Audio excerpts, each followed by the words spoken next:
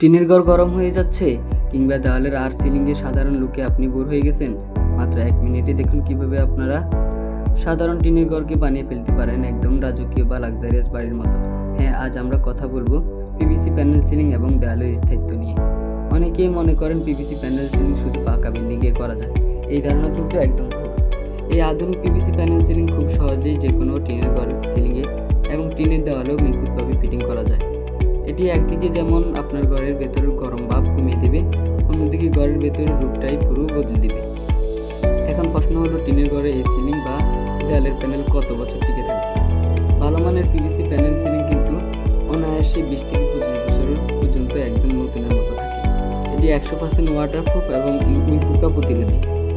তাই টিনের চাল থেকে সামান্য পানি পড়লেই সিলিং নষ্ট হওয়ার বা জং ধরার কোনো ভয় নেই। সবচেয়ে খুশির খবর কি জানেন?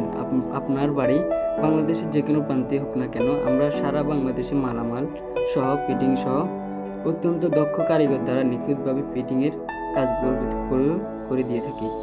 স্ক্রিনে দেওয়া নাম্বারে এখনই যোগাযোগ করে আপনার ঘরের মাপ জানিয়ে বুকিং করে নিতে পারেন। এরকম আরও দারুণ দারুণ ইন্টেরিয়র ডিজাইন এবং খরচের হিসাব জানতে এখনই আমাদের চ্যানেলটি সাবস্ক্রাইব করে পাশে থাকা বেল আইকনটি অন করে দিবেন।